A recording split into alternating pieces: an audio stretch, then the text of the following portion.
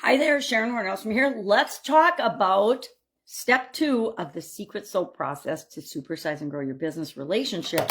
Step 2 of the soap process is options. And what we like to do in this step, yesterday we described the current situation within our business that we want to see improve, the current relationship we want to improve. And we talked about Marcus's and his business partner Josh's relationship, and I'll share what their options are today that they brainstormed. And then we also talked about Hunter and his boss Mark, and the situation with them, and he came up with 10 possible ways to fill the gap between where he is and where he wants to be in that relationship. We're going to do the same thing today with the relationship that you decided to work on. The second step is options. We're going to brainstorm options, and why I pushed for the 10 options, at least 10 possible ways to fill that gap, is because otherwise our brains try to get us locked into the this or that mentality. It might not happen to you, but it used to happen to me until I forced myself to make sure I come up with at least 10 possible ways to deal with the situation.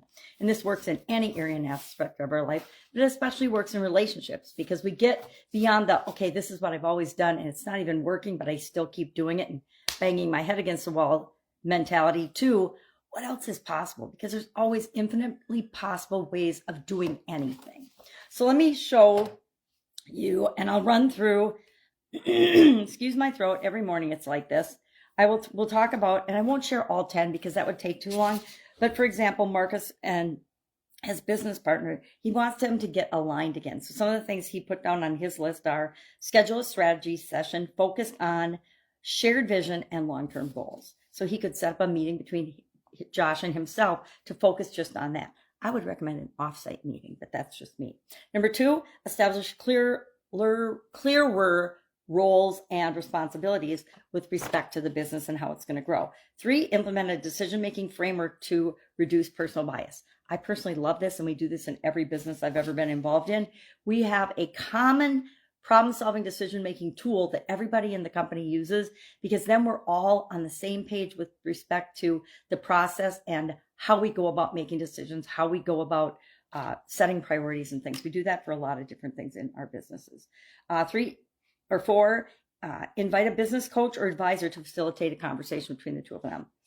Practice active listening, paraphrasing Josh's concerns to show understanding.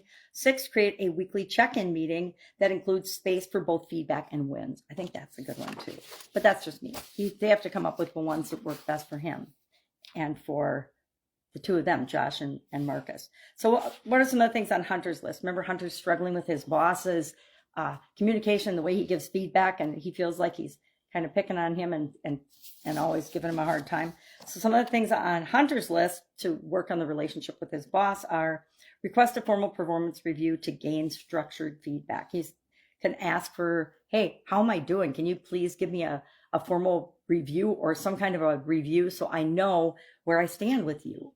Ask Mark directly for specific feedback on recent projects. Number 3, clarify expectations for success in his role. 4, keep a personal log of accomplishments to self-track and validate performance. 5, ask for examples of great work or what great work looks like in Mark's perspective. And then there's, of course, there's more as well. Give Mark positive feedback or appreciation to shift the energy. Ask for a monthly one-on-one meeting to improve communication.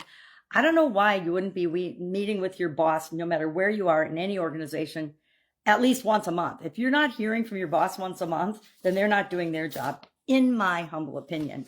I mean, communication, and our job as a leader in any organization, whether it's a business or a nonprofit or just somewhere you volunteer, as a leader, your job is to share expectations and to be of service to help the people that work for you and with you do their jobs better. And if you're not doing that, then you're not a leader, you're just a manager.